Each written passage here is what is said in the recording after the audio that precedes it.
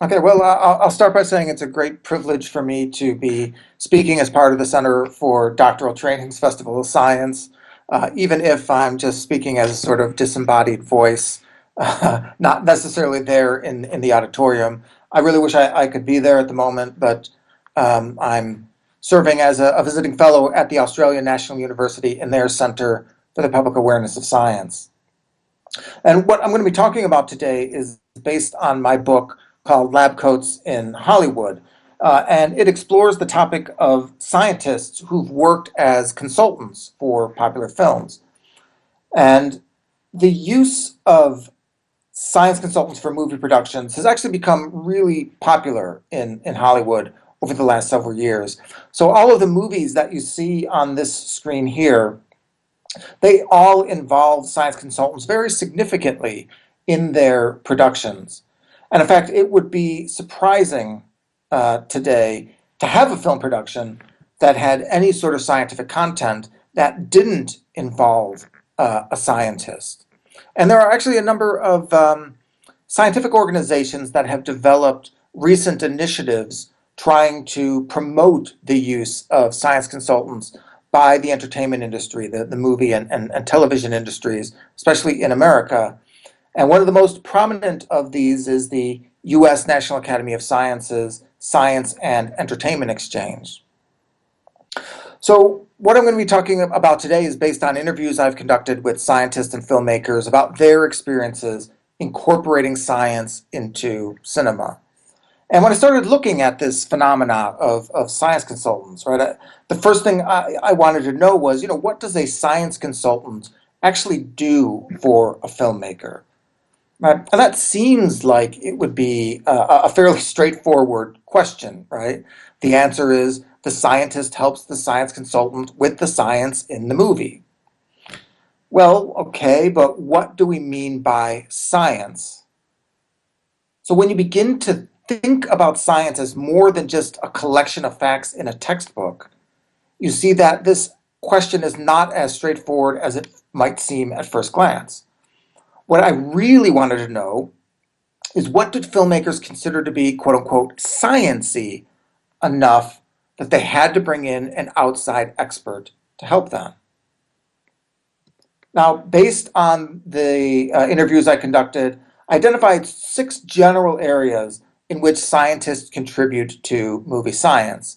And of course, I'm not going to have time today to talk about all of these, but what I wanted to do is to discuss a few of these categories to give you an idea of the complexity that's involved in being a science consultant for a Hollywood movie. And also by talking about a few of these, I can give you an idea of, what are the things we can learn and think about when we talk about the issue of science in fiction. Now, some of the most important members of a film production are the actors, right? And these actors, what they're most concerned with is playing or portraying a scientist on the screen. And here you have an example. This is a publicity photo of Matt Damon, who went and spoke with a number of scientists at the Jet Propulsion Laboratory in Pasadena about what it would mean to act like a scientist for the movie The Martian. But you might be thinking, or maybe this sparks a question in your head, it's sort of an odd thing to think about, right? What does it mean to act like a scientist? Well, one significant element in acting like a scientist is the ability to pronounce scientific jargon, right? Because for many actors, scientific jargon, that's the equivalent of a foreign language. So scientists often help these actors to pronounce scientific words like gamma globulin or aerosolized or pachycephalosaurus, right? Because those are words that don't just naturally trip off the tongue. And the actors need to say those words correctly in order to convince the audience that they actually know what the words mean, right? Because if the character can't pronounce these scientific words, it's very difficult for the audience to take them seriously as a scientist. Now, in addition to jargon, these scientists also have to teach the actors how to replicate scientific actions. But that's actually not as easy as it sounds. right? So many of you are scientists or you're training to be scientists, and there are probably scientific actions that you've done every day in your lab for years and years and years. So those actions would seem natural to you. Now, I'm actually trained as a scientist, and here I am in my lab, although I should point out this was many, many years ago and much, much hair ago. Um, but I'm performing a scientific action that some of you probably recognize as the idea of pipetting. And this was something I literally did hours each day, every day of the week for years. So if you were to hand me a pipette, I would actually still look very natural doing it. I've been doing it for years. But if you give a pipette to an actor, they have no idea what to do with this. They're like, hey, what is this thing? And they often think it works like a hypodermic needle, and so they sort of poke each other with it. And it leads to a lot of different types of bloopers. I mean, one of the more famous is in Avatar, where Sigourney Weaver, she does the cardinal sin with pipetting. She turns it upside down. So learning how to do those actions is actually very difficult for these actors. And the scientists are on hand to help them do that. And often, actually, what you'll find is if you don't need the full actor in the screen, you'll often get the scientists serving as sort of hand doubles, doing it themselves so that they don't have to actually teach the actors how to do it. Okay, so those are two sort of practical ways in which scientists help these actors to act like a scientist. So being able to pronounce jargon, perform scientific actions, those are certainly significant. But what actors are looking for more than anything else is something that will help them convey to the audience that the character they're portraying is a scientist, right? I mean, not a stockbroker, not a lumberjack, but a scientist. But that is the concern that scientists actually have about their portrayal in movies and TV shows, right? That actors are relying on stereotypes by making it seem like scientists are totally different from other people, right? So again, most of you, you're scientists. You know that as people, you're actually not that different from everybody else, right? You have the same daily concerns as other people, right? You've got your family, you got to pay the bills, you got to do the housework, you got to walk the dog. But the expectation is still that you are different from other people. Now, I interviewed a paleontologist from the Smithsonian Institution, and he's the world's leading expert on iguanodons, right? These are duck-billed dinosaurs. And he was brought in for the pre-production of the film Jurassic Park. He was brought in very early during the pre-production stage. And he spoke with the scriptwriter and a couple of other members of the film crew. And he told me that over the course of 2 hours, they didn't ask him a single question about dinosaurs. And this surprised them, right? He's the world's leading expert on duck-billed dinosaurs. Instead, what they asked him about was how he, as a paleontologist, would respond to various situations, right? So if you dug up this fossil, how would you, as a paleontologist, react? Or if you turned around a corner and saw Tyrannosaurus Rex, how would you, as a paleontologist, react? Now, he told them, well, I would react like everybody else. I would drop a load in my trousers and I would faint, right? But the expectation that the filmmakers had, and what the public always has, is that scientists have to be radically different from other people.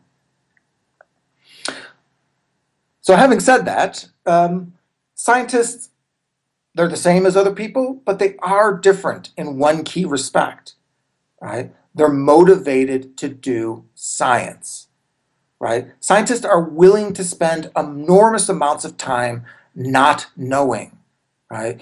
You spend most of your life not knowing the answers to questions. So actors want to know why that is.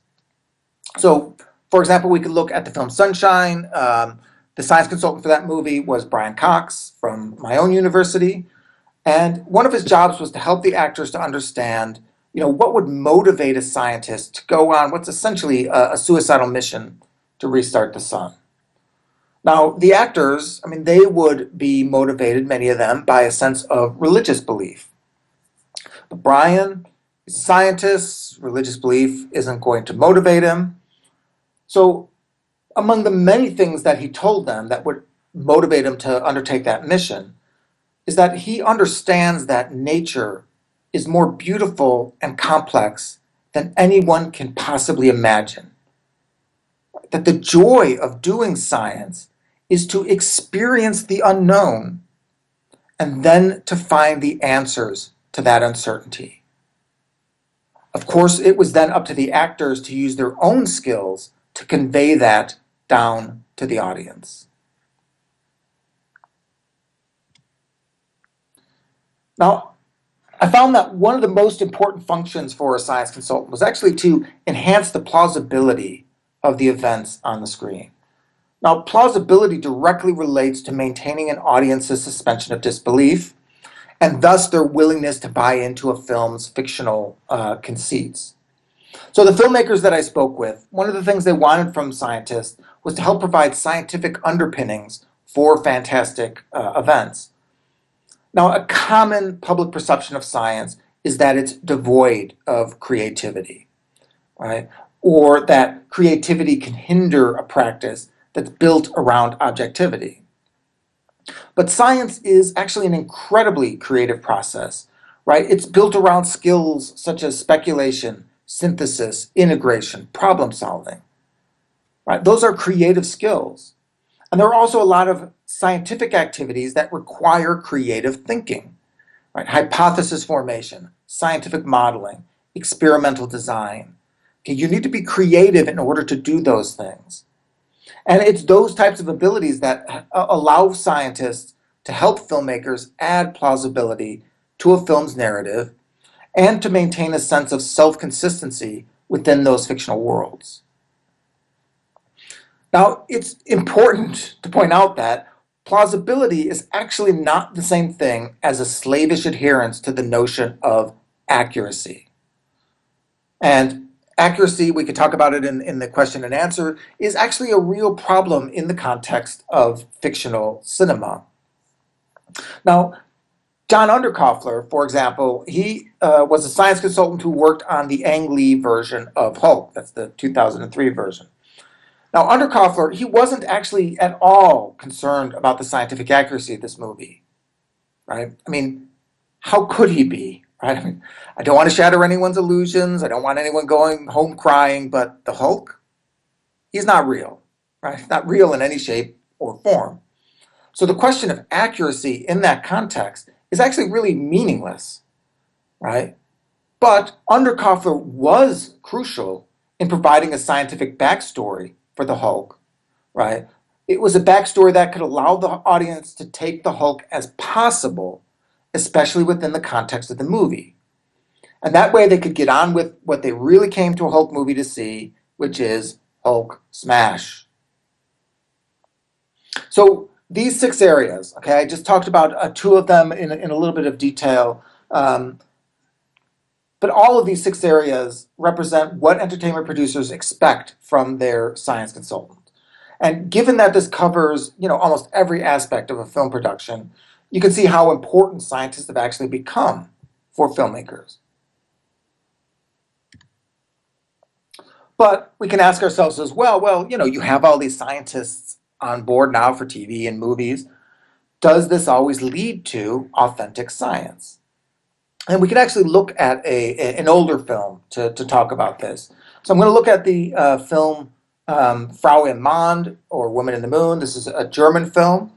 It was the science fiction follow-up for director Fritz Lang to his classic film Metropolis. Now, Lang was actually adamant that his film was going to be the most accurate space travel film ever made. So to ensure that accuracy, he hired a number of real rocket scientists, including Hermann Oberth, who was a pioneering Austrian rocket scientist, science writer Willy Ley, and the sort of pioneering German Rocket Society to serve as consultants. So we're going to watch a brief clip from this film, and we're going to, see if you can identify. I mean, I know people out there might not be, astronomers. See if you can identify if this film is as accurate as Lang wanted it to be. So in this scene, you have a scientist. They've landed on the moon. He wants to go out and search for water.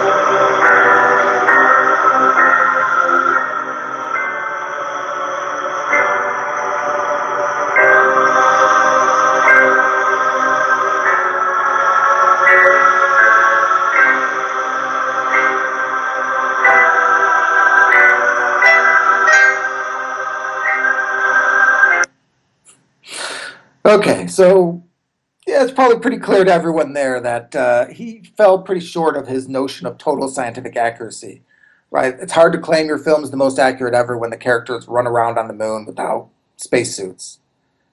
Now, the issue, it wasn't that he was not listening to his science advisors.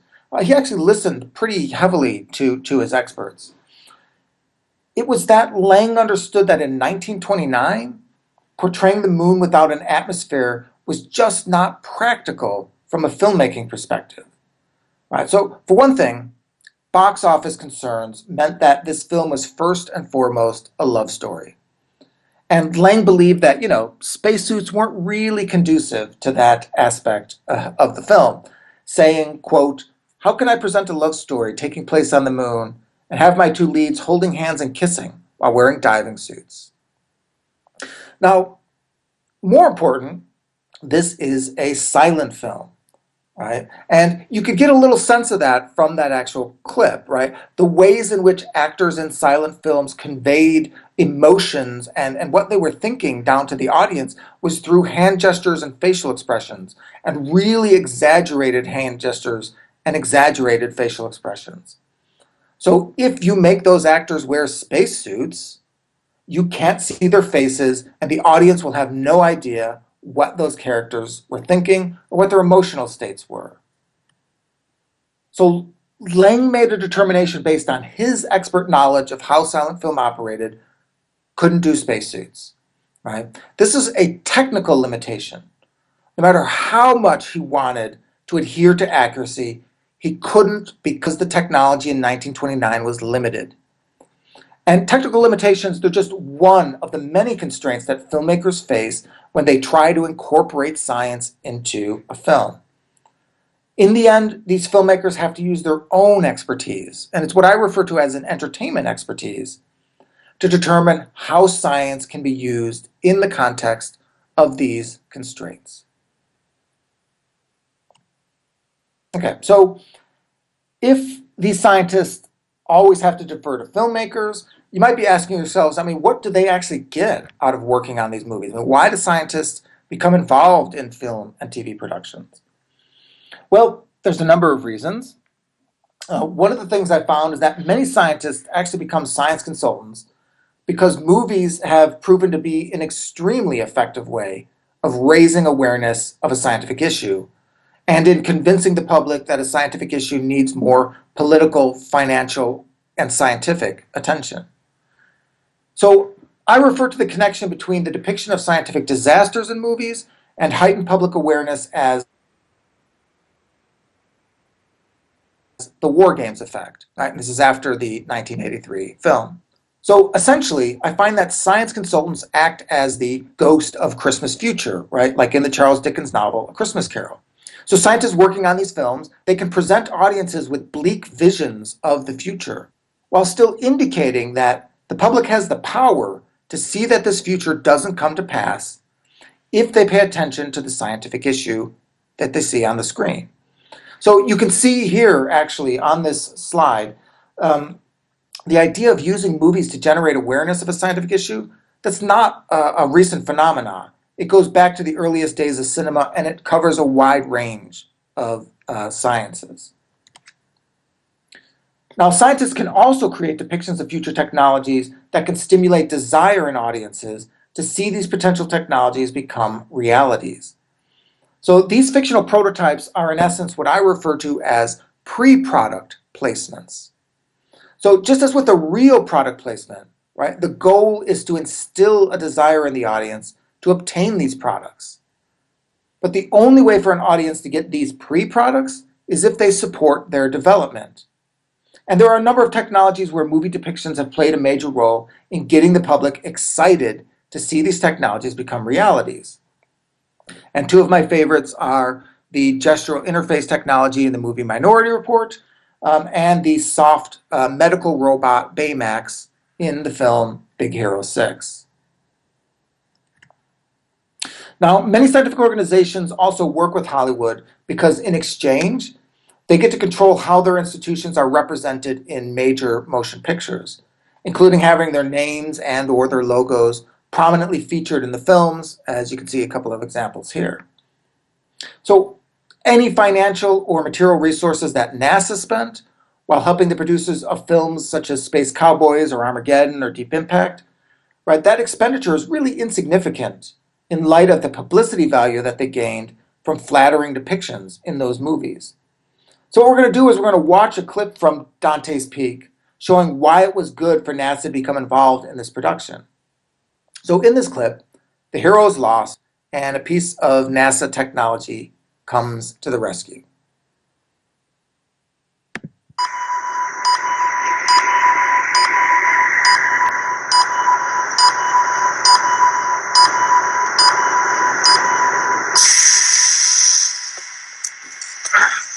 Where is she?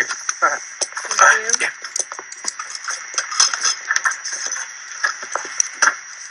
Right?